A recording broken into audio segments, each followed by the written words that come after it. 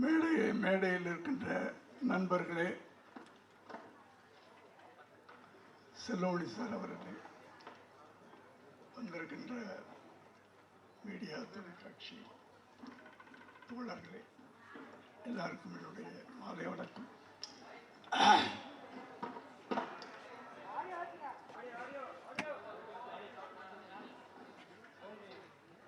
கேக்குதா? அப்போ இல்லை, என் குரலை சாயந்தரம் ஆனால் அப்படிதான் ஆயிடும். கேப்டன் பிரபாகரன், அதாவது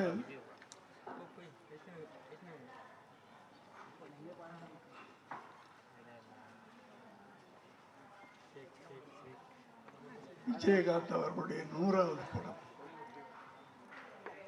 பொதுவாக நடிகர்களுக்கு இந்த 100வது படம் ரொம்ப ரிஸ்கா இருக்கும். சிலருக்கு அமையாது சரியா. ஆனால் விஜயகாந்த் அவர்களுக்கு இது ஒரு மிகப்பெரிய வெற்றி படமாக அமைஞ்சது. அதாவது ஒவ்வொரு நடிகனுக்கும் ஒரு ஆரம்பம், ஒரு படிக்கட்டா இருக்கும். இந்த படம் அடுத்த கட்டத்துக்கு அவர் தூக்கிட்டு போகும், இந்த படம் அடுத்த கட்டத்துக்கு தூக்கிட்டு போகும். அப்படி அமைஞ்சதுதான். முதல்ல சட்டபுரட்டரை, அப்புறம் சாட்சி அவரை நிலைநிறுத்திச்சு. அதுக்கு பிறகு வந்த இயக்குனர்களில் சில படங்கள் அடுத்த கட்டத்துக்கு அப்படியே தூக்கிட்டு போச்சு. இந்த படத்தில் தான் கேப்டன் அப்படின்னு இன்னைக்கு வரைக்கும் அவர் பேரே மாறி போச்சு. அது இந்த படத்தின் மூலம் தான். ஜென்ரலாக நான் விஜயகாந்த் நடித்து மற்றவங்க டைரக்ட் பண்ணுற படத்தை நான் ஒரு முறை தான் பார்ப்பேன் நான். ஆனால் இந்த படத்தை 3 தடவை பார்த்துருக்கேன். அப்படியாப்பட்ட ஒரு மேக்கிங். இதில் வசனங்கள் லியாகத்தலிகா மேடையில் இருக்கிறதா இல்லைன்னு தெரியும், ரொம்ப நல்லா இருக்கும். ரொம்ப யதார்த்தமாக, அதே நேரத்தில் பவர்ஃபுல்லாக இருக்கும்.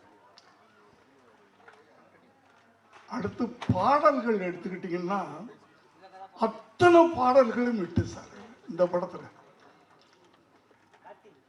அப்படி கமர்ஷியலான ஒரு படத்தை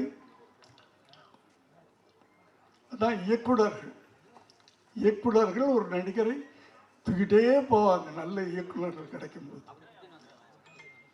அப்படி விஜயகாந்த் கிடைத்த ஒரு நல்ல பெரிய ஒரு மறக்க முடியாத இயக்குனர்கள் ஒருத்தர் செல்லோணி சார். அந்த 87 அந்த 90 இந்த ஒரு 3-4 வருஷங்கள் ஒரு தமிழ் சினிமாவில் ஒரு ட்ரெண்டு. டிஎஃப்டி டைரக்டர்ஸ்லாம் உள்ளே வந்தாங்க, பயங்கரமான சக்ஸஸ்லாம் கொடுத்தாங்க. ஆனால் என்னென்னா தயாரிப்பாளர்கள்லாம் பயந்துட்டாங்க, அவங்க வைக்கிற செலவுகளை எல்லாம் பார்த்துட்டு. ஆனால் டிஎஃப்டி படிச்சுட்டு தயாரிப்பாளருக்கு ஒரு நல்ல லாபத்தை கொடுத்த இயக்குனர் அப்படின்னு நம்ம சொல்லணும்னா, ஏன்னா மற்றவங்களாம் இட்டு கொடுத்தாங்க, நான் இல்லைன்னு சொல்ல. ஆனால் ப்ரொடியூசர்கள்லாம் எப்படி அப்படின்றது ஒரு கேள்விக்குறியாக இருந்துச்சு. அப்போது இந்த டிஎஃப்டி டைரக்டர் மேலேயே ஒரு பயம் வர ஆரம்பிச்சிருச்சு ப்ரொடியூசர்ஸ்க்கெலாம். அந்த காலகட்டத்தில் 2 இயக்குநர்கள் எனக்கு தெரிஞ்சு, உதயகுமார் சார், அவரும் டிஎஃப்டி ஸ்டூடெண்ட். ஆனால் ஒரு நாளில் இத்தனை நாளில் நான் படம் எடுத்துருவேன், என்னுடைய ப்ரொடியூசர் லாபம் சம்பாதிக்கணும் அப்படின்னு அதே நேரத்தில் பிரம்மாண்டம், அந்த பிரம்மாண்டத்தை விட மாட்டாங்க டிஎஃப்டி ஸ்டூடெண்ட்ஸ். அடுத்தது செல்வமணி சார். அவருடைய அத்தனை படங்களும் அந்த காலகட்டத்தில் அத்தனை படங்களும் தயாரிப்பாளர்களுக்கு லாபத்தை கொடுத்த படம். அப்படியாப்பட்ட ஒரு நல்ல படம் திரும்ப ரிலீஸ் ஆகுது. நிச்சயமாக இது முதல்ல நான் எப்படி ஓடிச்சோ அதே மாதிரி திரும்ப ஓடணும் எனக்கு நம்பிக்கை இருக்குது. இந்த நேரத்தில் நான் விஜயை பற்றி பேசாமல் போனேன். விஜய்னா விஜயகாந்தை பற்றி பேசாமல் போனால் நல்லா இருக்காது.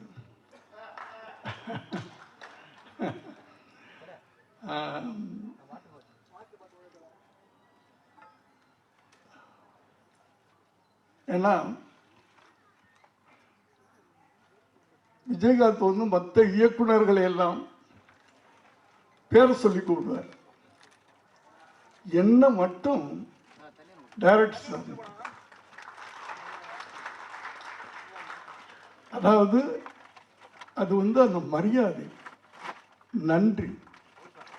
அதாவது நன்றி நன்றி அப்படின்னா என்ன அர்த்தம் அப்படின்னா விஜயகாந்த்.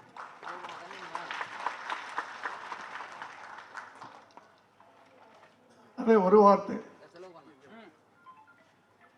மனிதம் அப்படின்னா அதுக்கு என்ன அர்த்தம்னா விஜயகாந்த்.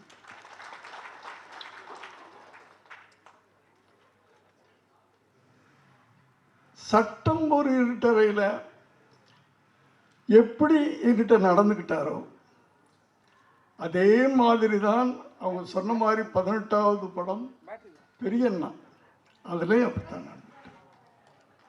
இத்தனை வருஷம் கழிச்சு எவ்வளோ பெரிய வெற்றிகள்லாம் கொடுத்துட்டு பெரிய பெரிய படங்கள்லாம் பெரிய பெரிய இயக்குநர்கள்ட்ட எல்லாம் நடிச்சுட்டு திரும்ப நான் பண்ணுறேன் அந்த படம் பெரியண்ணா. அதே மாதிரி மரியாதை, சிம்பிளிசிட்டி.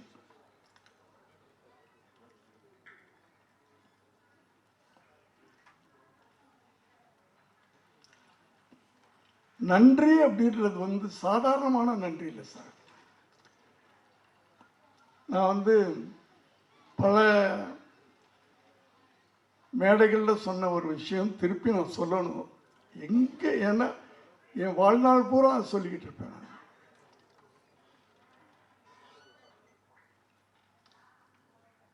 என்னுடைய மகன் உங்களுக்கெல்லாம் தெரியும், விஜய் அவருடைய முதல் படம் ஒரு 69-70 லட்சம் ரூபா கிட்டத்தட்ட செலவு பண்ணி நாளைய படம் எடுத்தேன். சரியாக போகலை, உங்கள் எல்லாருக்கும் தெரியும் எப்படி. ஆனால் அவர் நடிகராக வந்துட்டார், அவரை நம்ம எப்படியோ ப்ரமோட் பண்ணணும். அதுக்கு என்ன பண்ணலான்னு யோசனை பண்ணப்போ சரி ஒரு பெரிய நடிகரோடு நடிக்க வைப்போமே அப்படின்னு பிளான் பண்ணேன். ஆனால் எந்த பெரிய நடிகரும் ஒத்துக்கல. சரி ஒரு மாதிரி அதில் வேற அவ்வளவு போட்ட படமெல்லாம் போயிடுச்சு. நான் ஒரு டல்லாக அப்படியே இருக்கிறேன். என் மனைவி சொன்னாங்க, ஏங்க நீங்கள் விஜயகாந்த்கிட்ட கேட்கல அப்படின்னு. இல்லைம்மா அவர் கேட்டால் பண்ணிடுவார், ஆனால் எனக்கு என்னமோ டெலிகேட்டாக இருக்குது, இத்தனை படம் பண்ணிவிட்டு எப்படி போய் கேட்குறதுன்னு தெரியல அப்படின்னு சொன்னேன். இல்லை நீங்கள் ஃபோன் பண்ணுங்க அவர்கிட்ட கேளுங்க அப்படின்னா நான் ஃபோன் பண்ணுறேன். எப்போவுமே இப்போ நான் பேசுகிறேன்னா உடனே அவர் எல்லா டைரக்டர்ஸையும் ஒரே மாதிரி தான் பிஹேவ் பண்ணுவார். எல்லாத்துட்டையும் பெரிய பெரிய டைரக்டர் சின்ன டைரக்டர்லாம் கிடையாது.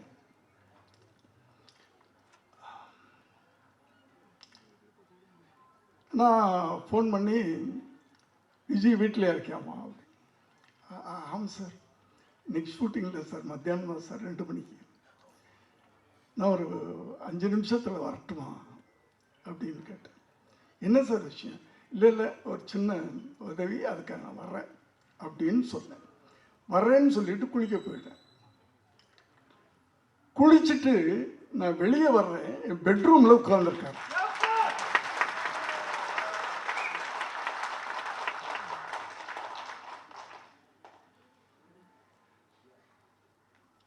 என்ன விஜய் அப்படின்னு, நீங்கள் எதுக்கு சார் வரணும்? நீங்கள் பேசும்போது ஒரு உதவின்னு கேட்ட மாதிரி எனக்கு காதல் விழுந்துச்சு. உதவி கேட்டு நீங்கள் என் வீட்டுக்கு வரக்கூடாது சார்.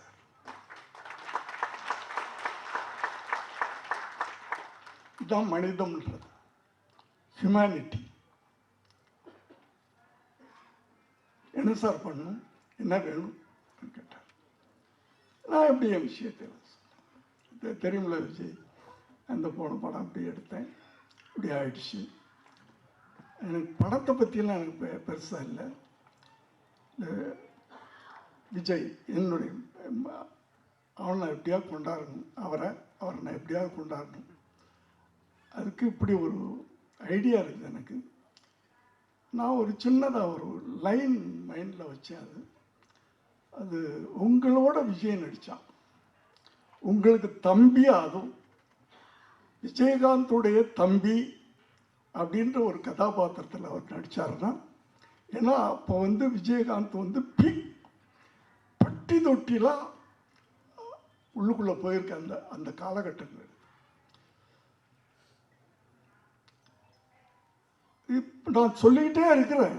இப்போ நீங்கள் நடித்து எப்போ எப்போ எப்போ எப்போ எப்போ பிளான் பண்ணுறீங்க? நான் சொல்லி முடிக்கலை. எப்போ பிளான் பண்ணுறீங்க சார்? அது உங்களை பொறுத்த. உங்களுக்கு நான் என்னைக்காவது நான் டேட் சொல்லியிருக்கிறேன். 18 படத்துலையும் அவர் எனக்கு டேட் சொல்ல மாட்டார், நான் தான் டேட் சொல்லுவேன். அடுத்தது அவருக்கு படம் பண்ணணும்னா முதல்ல ராவுத்தரை பாருங்கன்னு சொல்லுவார். ராவுத்தர்கிட்ட கதை சொல்லுங்கன்னு சொல்லுவார். எல்லாருக்கும் தெரியும். ராவுத்தருக்கு பிடிச்சா தான் இவர்கிட்ட அனுப்புவார். நான் எந்த படமும் ராவுத்தர்கிட்ட போனது கிடையாது. அவரை அனுப்ப மாட்டார். எப்போ சார் பண்ண போகிறீங்க, டேட் சொல்லுங்க. அதே மாதிரி அன்னைக்கு கேட்டார், நீங்கள் எப்போ பிளான் பண்ணுறீங்க? இல்லை இப்போ தான் நான் பிளான் பண்ணிகிட்ருக்கேன், எழுதிக்கிட்டு இருக்கேன். அடுத்த மாதம் இல்லைன்னா அடுத்த மாதம், அடுத்த மாதமா அதுக்கு அடுத்த மாதமா? அவர் கேள்வி. இல்லை அடுத்த மாதம். எப்போ இருந்து? நான் ராவுத்தர்கிட்ட கேட்கணும், அங்கே கேட்கணும், இங்கே கேட்கணும், டைரியை பார்க்கணும், அதெல்லாம் இல்லை. எப்போ பிளான் பண்ணுறீங்க, என்ன டேட்? செப்டம்பர் 1ஆம் தேதியிலேருந்து ஒரு 15 நாள் அப்படின்னு சொன்னேன். வச்சுக்கங்க சார், வச்சுக்கங்க சார். என்ன உங்களுக்கு, நீங்கள் ராவுத்தரை கேட்கணும், அது இல்லை சார், நீங்கள் வச்சுக்கணும், அவ்வளவுதான். எனக்கு அதாவது ஒரு மனிதன்கிட்ட மனிதம் இருக்கும், இந்த அளவுக்கு இருக்குமா?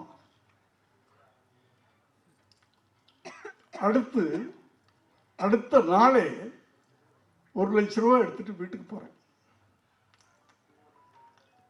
காலையில் அவர் ஷூட்டிங் கிளப்புறதுக்கு முன்னாடி ஒரு கவரில் போட்டுக்கிட்டு போய் நுழைஞ்சோம். விஜய், என்ன சார் இது? இல்லை, ஒரு அட்வான்ஸ். இந்த படம் நான் பணம் வாங்க மாட்டேன் சார், தயவு பண்ணி. நான் உங்களுக்கு உதவின்னு கேட்டீங்க, நான் படம் பண்ணுறேன், அவ்வளோதான். நீங்கள் எதுவுமே பேசக்கூடாது, நீங்கள் போங்க. அந்த டேட்டுக்கு நான் வருவேன். பொள்ளாச்சியில் ஷூட்டிங். அப்போல்லாம் பொள்ளாச்சி இன்னொரு ஸ்டுடியோ மாதிரி இருந்த காலகட்டங்கள். 15 நாள்ன்றது இன்னும் 2 நாள் எக்ஸ்டெண்ட் ஆகுது. 17 நாள்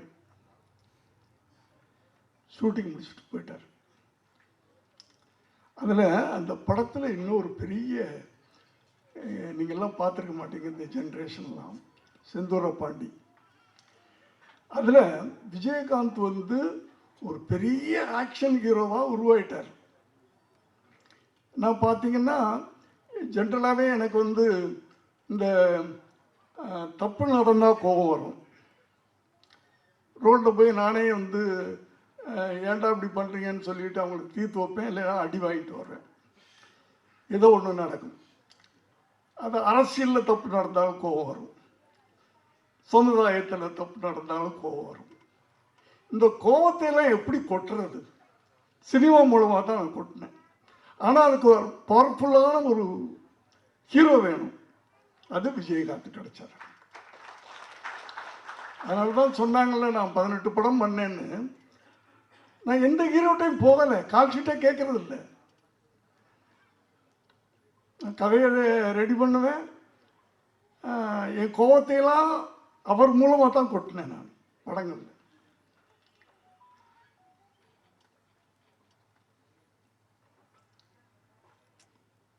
அப்படி நான் இப்படி அந்த செந்தூரபாண்டி படம் முடிஞ்சு டப்பு டப்பு டப்புன்னு வியாபாரம் ஆச்சு. எனக்கு ஒரு பெரிய லாபம் வந்துச்சு. அப்போவும் நான் போய் கேட்குறேன், விஜய் எனக்கு இவ்வளவு ப்ராஃபிட் வந்திருக்கு, நான் உங்களுக்கு ஏதாவது கொடுக்கணும் அப்படின்னு இல்லை சார், நான் வாங்க மாட்டேன், பணம் வாங்க மாட்டேன்னு சொல்லிட்டேன்னா வாங்க மாட்டேன் அப்படின்ட்டார். எனக்கு உறுத்தலாக இருந்துச்சு. என்னடா அவரை வச்சு ஒரு படம் பண்ணி இவ்வளவு நம்ம பணம் சம்பாதிச்சிருக்கிறோம், வாங்க மாட்டேன்னு சொல்கிறாரு. என்ன பண்ணலாம் அப்படின்னு யோசனை பண்ணிக்கிட்டு இருக்கும்போது அவர் வீட்டுக்கு பக்கத்து லேண்டு என் லேண்டு. இதை ரொம்ப நாளாக கேட்டுக்கிட்டு இருந்தார். அவர் இல்லை, அவர்கிட்ட இருக்கிறவங்களாம் சார் எங்கள் கொடுத்தா நாங்கள் எக்ஸ்டெண்ட் பண்ணிக்குவோம் சார் அப்படின்னு கேட்டுக்கிட்டு இருந்தாங்க.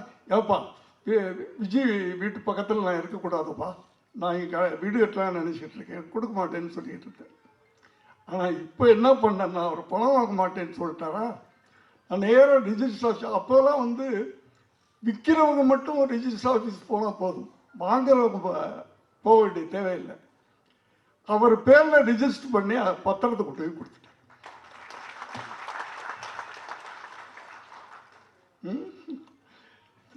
நேராக வீட்டுக்கு வந்தார் பாருங்க, ஷோபாட்ட, என்னுடைய மனைவிட்ட. என்னம்மா என்னை கேவலப்படுத்திட்டார் அவர். சார், நான் உதவின்னு கேட்டால் நான் உதவி பண்ணுறேன், அதுக்கு போய் நான் பணம் வாங்கக்கூடாதுன்னு தான் நினச்சேன்.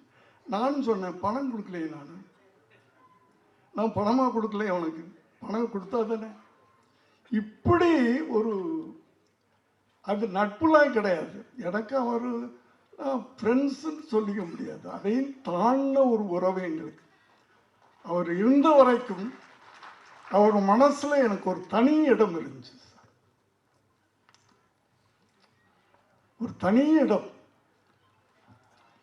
அப்படியாப்பட்டவர். நான்லாம் ஷூட்டிங்கில் எப்படி இருப்போம், நான் சொன்னாங்களே யாரோ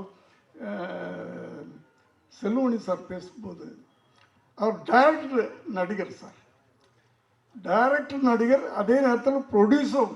லாபம், அவர் ப்ரொடியூசர்லாம் லாபம் வரும், ரெண்டு பேரையும் மைண்டில் வச்சுக்கிறார். அவர் படங்களுக்கு ப்ரொடக்ஷன் மேனேஜர் தேவையில்லை, அவர் தான் கரெக்டாக வருவார், அவரே கமாண்ட் பண்ணுவார், அவரே மற்றவங்களை வேலை வாங்குவார். ஒரு நாள் ஏதோ ஒரு படம், என்னுடைய ஷூட்டிங்கு, ஃபைட் சீனில் நான் சிச்சுவேஷன் சொல்லிவிட்டு, அது நைட் எஃபெக்டில் நான் இருக்க மாட்டேன். எப்போவுமே நைட் ஷூட்டிங்கில் ஃபைட்லேயே இருக்க மாட்டேன். ஃபைட் மாஸ்டர்கிட்ட சிச்சுவேஷன் சொல்லிவிட்டு, விஜய் நீ பார்த்துக்குமா அப்படின்னா, ஃபைட்டு அவருக்கு தான் தெரியுமே, அவர் பார்த்துக்குருவார். அவர் நான் ரெண்டு நாள் தான், 2 கால் ஷீட், நீங்கள் ஃபைட்டை பிடிக்கணும். 2வது நாள் சாயந்தரம் 6 மணிக்கு வருவேன், அந்த எண்டு சீனை நான் எடுப்பேன் அப்படின்னு சொல்லி, அந்த 2வது சீனு எல்லாத்தையும் எடுத்துட்டு, அந்த ஃபைட்டு முடியும் போது காலையில் 6 மணிக்கு ஃபைட்டு முடிக்கிறாங்க. ஏன்னா 2 நாளில் முடிக்கணும்னு சொல்லிவிட்டேன். 2வது நாள் கொஞ்சம் ஜாஸ்தியாகுது, சாருக்கு தெரியாமல் நைட் ஃபுல்லாக போகலாம் அப்படின்றாங்க. ஆனால் எனக்கு ஃபோன் வந்துக்கிட்டு இருக்கு, நைட்டு எக்ஸ்டெண்ட் பண்ணுறாங்க. ஓகே சரி, 6 மணிக்கு போயிட்டார்ல, திருப்பி 9 மணிக்கு போய் தூங்குறதெல்லாம் கிடையாது. போகிறாரு, குளிக்கிறாரு, திருப்பி வந்துட்டார் ஷூட்டிங். அந்த அளவுக்கு ஒரு அது ஒழுங்க, டிசிப்ளின், பக்தி, மரியாதை எல்லாம் ஒன்று சேர்ந்த ஒரு மனிதன். அதாவது எல்லாரும் நம்ம பிறக்கிறோம், படிக்கிறோம், வேலைக்கு போகிறோம், கல்யாணம் பண்ணிக்கிறோம், குழந்தை குட்டி, ஒரு நாளைக்கு போயிடுறோம், அவ்வளோதான். இருந்தாலும் யார் இப்படி ஒருத்தர் இருந்தான்னு கூட தெரியாது. ஆனால் விஜயகாந்த் மறைந்த பிறகும் இன்னும் வாழ்ந்து கொண்டிருக்கிறார் அப்படின்னா அந்த அடையாளத்தை விட்டுட்டு போறவன் தான் மனிதன். ஒரு அடையாளத்தை விட்டு போகணும். நம்ம இந்த பூமிக்கு வந்ததுக்கு ஒரு அடையாளத்தை விட்டு போகணும். அந்த அடையாளத்தோடு இன்று அவர் குடும்பம் இருக்கிறது. என்னுடைய செல்லுமணி சார், உங்களுக்கு என்னுடைய வாழ்த்துக்கள். இந்த படம் திரும்ப உங்களை படம் பண்ண வைக்கணும் சார். இந்த படம் ரிலீஸ் ஆன பிறகு திரும்ப உங்களை தேடி ப்ரொடியூசர்ஸ் வருவாங்க. நன்றி சார், வணக்கம். நான் சீக்கிரம் போகிறேன், மன்னிச்சு.